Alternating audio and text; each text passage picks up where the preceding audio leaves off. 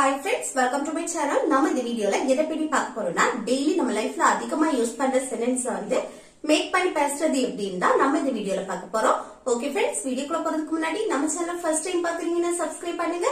இந்த வீடியோ உங்களுக்கு பிடிச்சிருந்தா லைக் பண்ணுங்க. ஓகே, இந்த வீடியோக்குள்ள போகலாம்.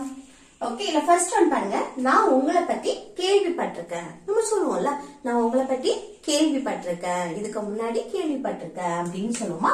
அது எப்படி சொல்றது பாருங்க. கேள்விப்பட்டிருக்கேன். இது கேள்விப்பட்டேன் அப்படின்னா அது பாஸ்ட் டென்ஸோட முடிஞ்சு. ஓகே, ஆனா இங்க பாருங்க, கேள்விப்பட்டு இருக்கிறேன் முடிஞ்சு போனத நம்ம பிரசன்ட்ல கனெக்ட் பண்ணி பேசுறோம். கேள்விப்பட்டு இருக்கிறேன். ஓகே, பட்டேன்னா பாஸ்ட் டென்ஸ் முடிஞ்சது. இது கேள்விப்பட்டு இருக்கிறேன் அப்படின்னு சொல்லும்போது அது என்ன, பாஸ்ட்ல முடிஞ்சத பிரசன்ட்ல கனெக்ட் பண்ணி பேசுறோம். அது வந்து பிரசன்ட் பர்ஃபெக்ட் டென்ஸ். ஓகே, அப்ப இத வந்து நம்ம பிரசன்ட் பர்ஃபெக்ட் டென்ஸ் படி பேசணும்.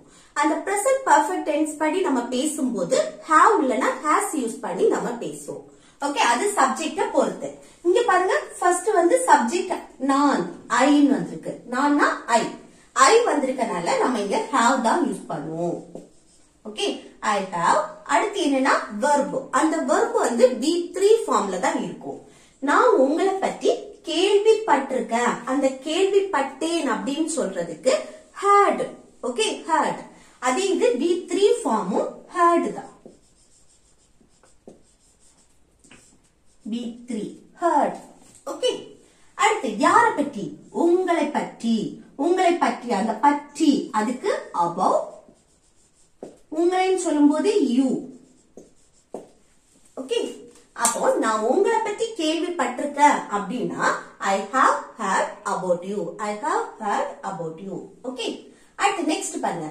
நான் அத கேள்விப்பட்டேன். நம்ம சொல்லுவோம்ல, நான் அத கேள்விப்பட்டேன் அப்படின்னு. அப்ப அது எப்படி சொல்றது பாருங்க. கேள்விப்பட்டேன் பாஸ்ட் டென்ஸ் முடிஞ்சு போறது. ஓகே, அந்த வெர்போடே முடியுது. அப்ப இத சிம்பிள் பாஸ்ட் டென்ஸ் படி நம்ம சொல்லலாம். அப்ப ஃபர்ஸ்ட் நான் சப்ஜெக்ட் ஆயி, அடுத்து என்ன வெர்ப் வரணும், அந்த வெர்ப் V2 ஃபார்ம்ல இருக்கும். அப்ப கேள்விப்பட்டேன் அப்படின்னா heard. heard. அடுத்து என்ன, அதைனா that, இல்லனா இட்னு கூட போட்டுக்கலாம். ஓகே, அப்போ நான் அதை கேள்விப்பட்டேனா I heard that. I heard that. Okay, next ஷானுக்கு வேலை கிடைச்சிருச்சுன்னு நான் கேள்விப்பட்டேன். நம்ம சொல்லுவோம்ல, உனக்கு வேலை கிடைச்சிருச்சுன்னு கேள்விப்பட்டேன், இல்ல அவனுக்கு வேலை கிடைச்சிருச்சுன்னு கேள்விப்பட்டேன். இது ஒரு நேம மென்ஷன் பண்ணும்போது ஷானுக்கு வேலை கிடைச்சிருச்சுன்னு நான் கேள்விப்பட்டேன் அப்படி. அப்போ இதுல வந்து பாருங்க, ஷானுக்கு வேலை கிடைச்சிருச்சுன்னு இது ஒரு செட், அடுத்து நான் கேள்விப்பட்ட அடுத்த செட். அப்ப நான் கேள்விப்பட்டேன் இத ஃபர்ஸ்ட் எழுதலாமா? நான் கேள்விப்பட்டேன்னா பாஸ்ட் டென்ஸ். ஓகே, முடிஞ்சு போனது. அப்ப என்ன, நான் சப்ஜெக்ட் ஆயி, அடுத்து கேள்விப்பட்டேன் heard. I heard. நான் கேள்விப்பட்டேன். என்ன கேள்விப்பட்டேன்? ஷானுக்கு வேலை கிடைச்சிருச்சுன்னு. அப்போ அடுத்த செட்ல என்னது, சப்ஜெக்ட் என்ன, ஷான். ஷான். அடுத்து வேலை கிடைச்சிருச்சு, ஆல்ரெடி முடிஞ்சு போனது. அப்ப இதுவும் பாஸ்ட் ஃபார்ம்ல தான் எழுதணும். அப்போ ஷான். அதுக்கு அடுத்து என்ன வரணும், பாஸ்ட் ஃபார்ம்ல verb. கிடைக்கக்கூடிய செயல். கிடைக்கிறதுக்கு இங்கிலீஷ்ல என்னது, கெட். அதோட past got. Okay, Shaan got அப்படின்னா ஷானுக்கு கிடைச்சிருச்சு என்ன, வேலை, ஜாப். ஓகே, அப்போ ஷானுக்கு வேலை கிடைச்சிருச்சுன்னு நான் கேள்விப்பட்டேன் அப்படின்னா I heard Sean got a job. Okay, I heard Sean got a job. அடுத்து நெக்ஸ்ட் பாருங்க. நீ புதிய கார் வாங்க போறேன்னு நான் கேள்விப்பட்டேன். நம்ம சொல்லுவோம்ல, நீ வந்து புதிய கார் வாங்க போறேன்னு நான் கேள்விப்பட்டேன் அப்படின்னு. அது எப்படி சொல்லலாம் பாருங்க. ஃபர்ஸ்ட் நீ புதிய கார் வாங்க போறேன்னு இது ஒரு செட், அடுத்து நான் கேள்விப்பட்டேன் அடுத்த செட். அப்ப நான் கேள்விப்பட்டேன் இது எப்படி சொல்லலாம், I heard. I heard. நான் கேள்விப்பட்டேன். என்னன்னு கேள்விப்பட்டேன், நீ வந்து புதிய கார் வாங்க போறேன்னு. இன்னும் வாங்கல, ஆனா வாங்கக்கு இனிதான் போறேன், வாங்க போறேன்னு ஒரு பிளான் பண்ணி வச்சிருக்கு. அத வாங்க போறேன் அப்படின்னு, வாங்கணும் அப்படின்னு. அப்போ ஒரு பிளான் பண்ணி வாங்க போறேன், நான் வந்து தூங்க போறேன். இனிமேல் தான் அந்த சேல் நடக்கும், ஃபியூச்சர்ல தான் நடக்கும். ஆனா நம்ம ஒரு பிளான் பண்ணி வச்சுப்போம்ல, நான் இனி தூங்க போறேன், நான் சாப்பிட போறேன், நான் படிக்க போறேன், இப்படி நம்ம சொல்லுவோம்ல. அப்போ நம்ம வந்து going to யூஸ் பண்ணி பேசுவோம். ஓகே, எப்ப சப்ஜெக்ட் எழுதணும். நீனா யூ. அடுத்து என்னன்னா பி verb யூஸ் பண்ணணும். பி verb வந்து நம்ம அந்த சென்டென்ஸ பொறுத்து பாருங்க. நீ புதிய கார் வாங்க போறேன்னு, அப்ப சப்ஜெக்ட் என்ன வந்திருக்கு? நீ, யூ வந்திருக்கு. யூ வந்தா என்ன போடணும்? ஆர் போடணும். பிரசன்ட்ல தான் சொல்றோம். Okay, you are. அடுத்து என்ன வரணும்? Going to. அடுத்து கோயிங் டு போட்டுறணும். Okay, going to. அடுத்து வந்து verb வரணும். அந்த verb V1 ஃபார்ம்ல இருக்கணும். இல்ல verb எது? வாங்க போறது. அப்போ போறேன், அதுக்கு தான் கோயிங் டு போட்டிருக்கோம். அந்த வாங்குறதுக்கு பை. ஓகே, அடுத்து என்ன வாங்க போற? புதிய கார். அப்போ a new car.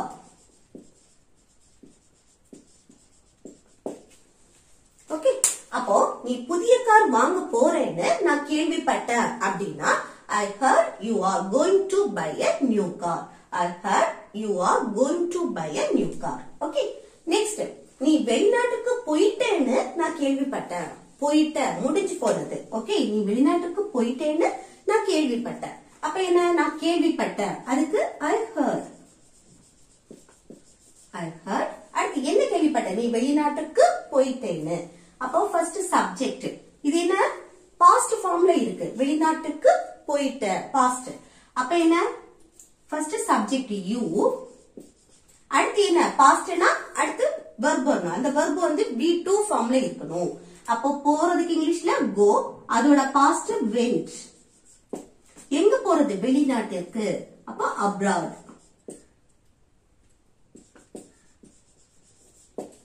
ஓகே, அப்போ நீ வெளிநாட்டுக்கு போயிட்டேன்னு நான் கேள்விப்பட்டேன் அப்படின்னா I heard you went abroad. I heard you went abroad. Okay, next, நீங்க நல்லா பாடுவீங்கன்னு நான் கேள்விப்பட்டேன். நம்ம சொல்லுவோம்ல, நீங்க வந்து நல்லா பாடுவீங்கன்னு கேள்விப்பட்டேன், நீங்க நல்லா டான்ஸ் ஆடுவீங்கன்னு நான் கேள்விப்பட்டேன், நீங்க நல்லா பேச்சு போட்டியில கலந்து நல்லா பேசுவீங்க அப்படின்னு சொல்லிட்டு நான் கேள்விப்பட்டேன். அப்படியெல்லாம் நம்ம சொல்லுவோம்ல, அதுதான்.